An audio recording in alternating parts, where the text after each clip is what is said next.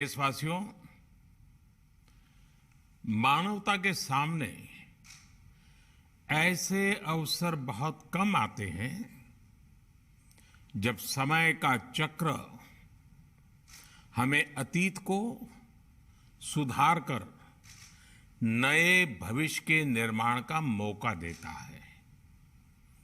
आज सौभाग्य से हमारे सामने एक ऐसा ही क्षण है। दशकों पहले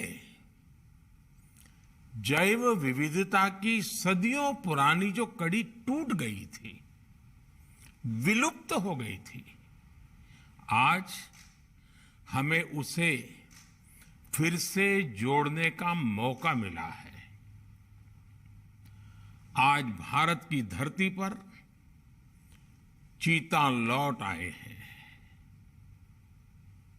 और मैं ये भी कहूंगा कि इन चीतों के साथ ही भारत की प्रकृति प्रेमी चेतना भी पूरी शक्ति से जागृत हो उठी है।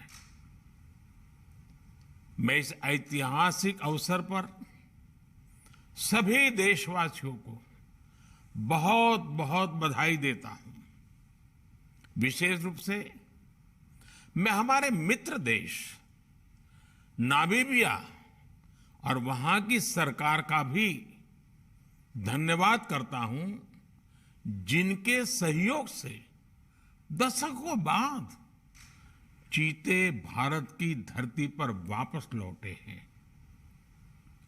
मुझे विश्वास है ये चीते न केवल प्रकृति के प्रति हमारी जिम्मेदारियों का बोध कराएंगे, बल्कि हमारे मानवीय मूल्यों और परंपराओं से भी अवगत कराएंगे।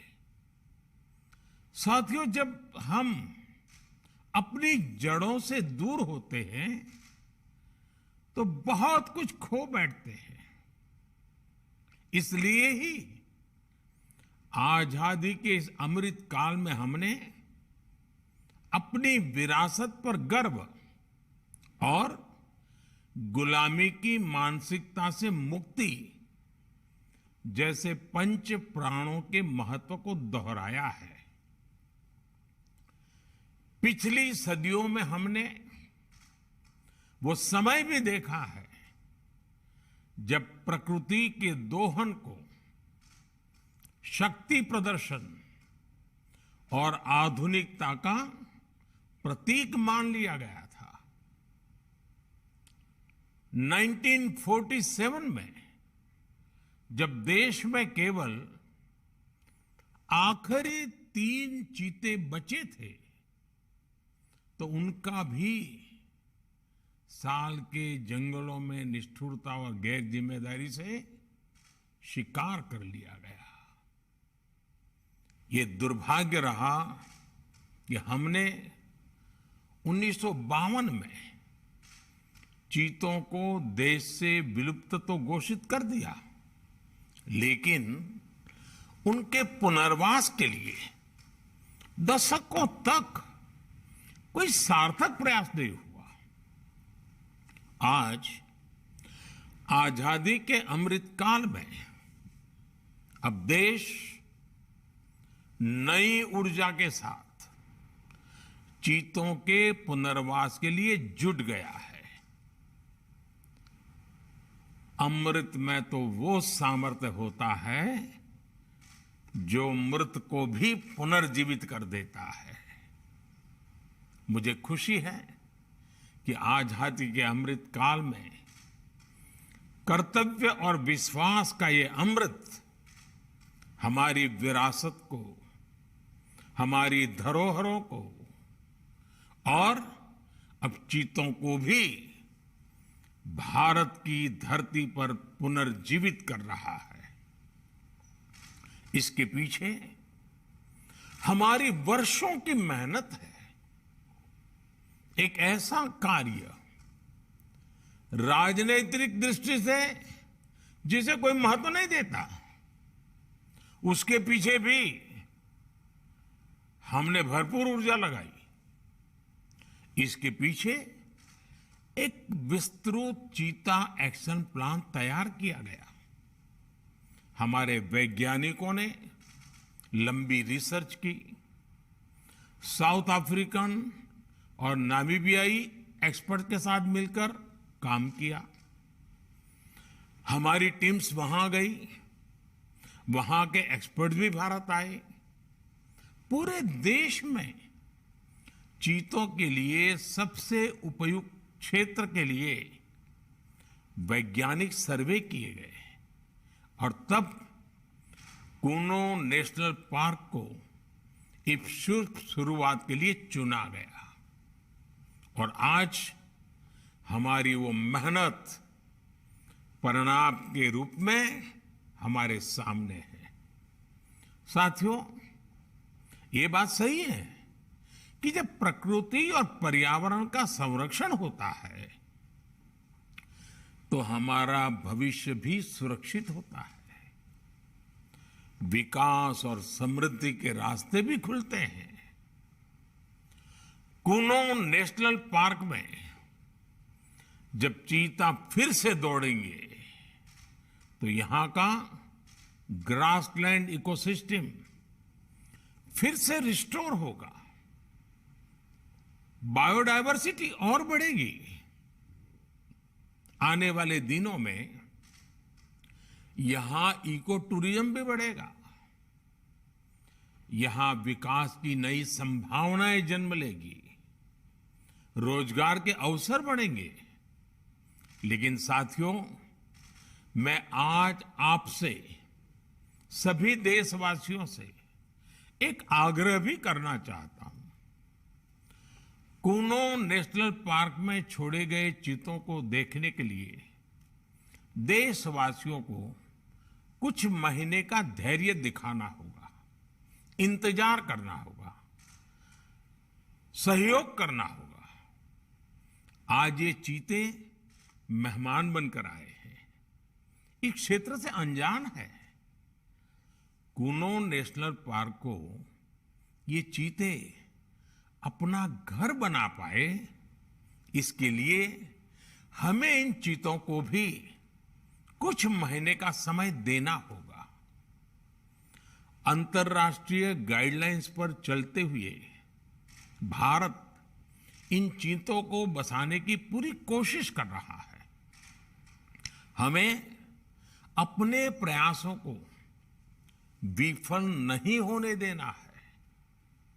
साथियों, दुनिया आज जब प्रकृति और पर्यावरण की ओर देखती है तो सस्टेनेबल डेवलपमेंट की बात करती है, लेकिन प्रकृति और पर्यावरण, पशु और पक्षी भारत के लिए ये केवल सस्टेनेबिलिटी और सिक्योरिटी के विषय ही सिर्फ है, ऐसा नहीं है।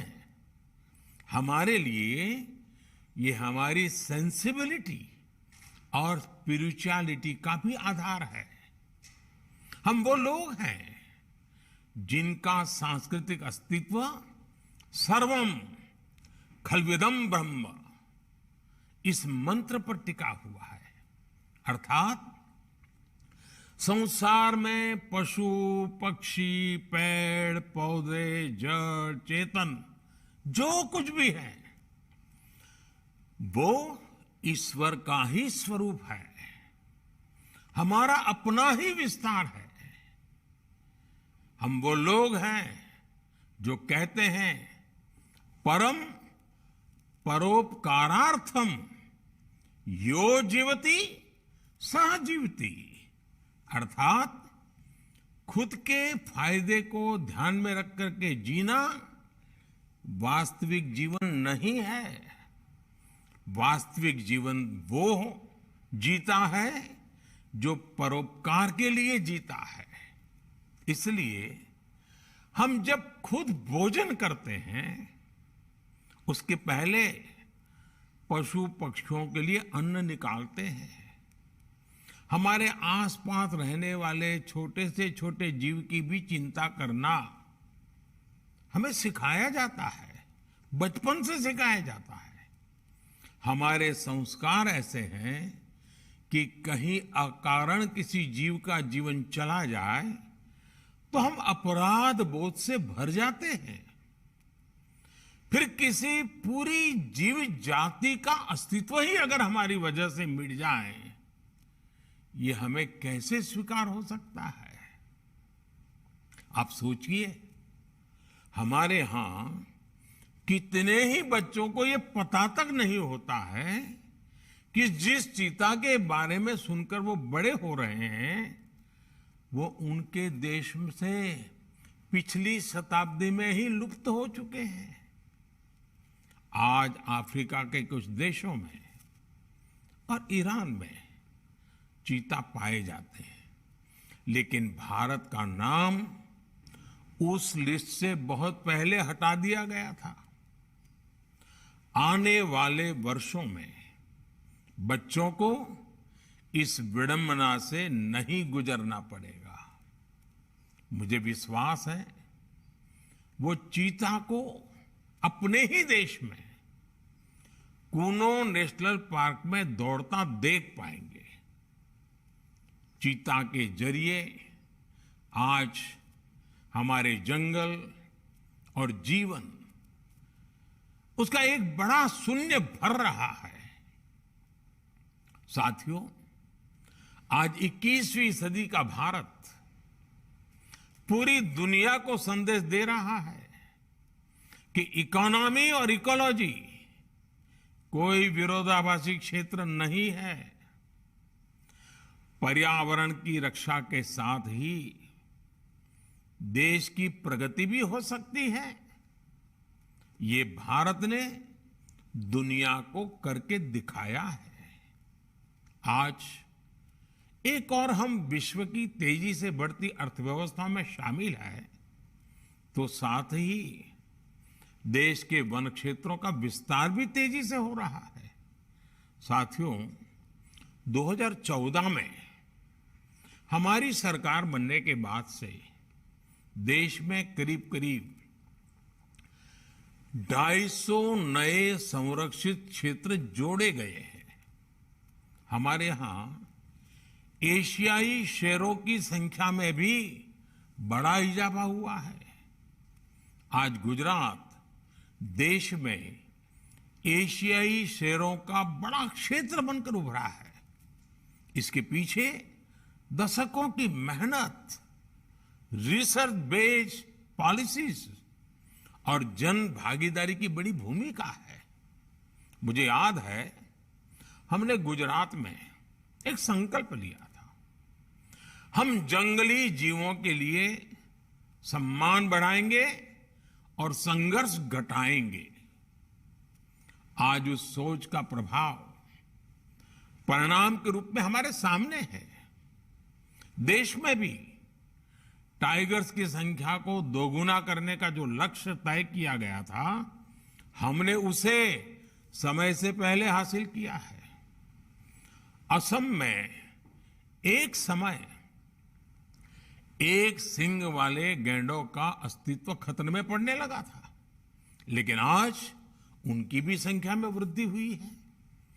हाथियों की संख्या भी पिछले वर्षों में बढ़कर 30,000 से ज्यादा हो गई है।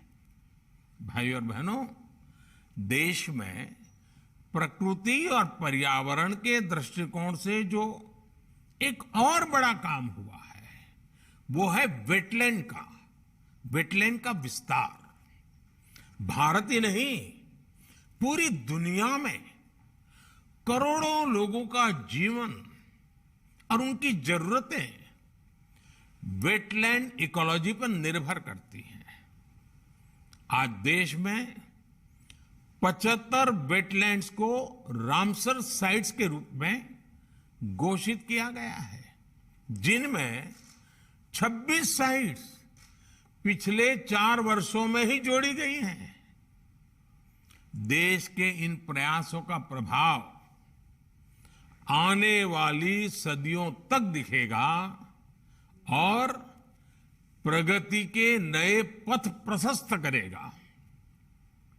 साथियों, आज हमें वैश्विक समस्याओं को, समाधानों को और यहां तक कि अपने जीवन को भी होलिस्टिक वे में देखने की जरूरत है।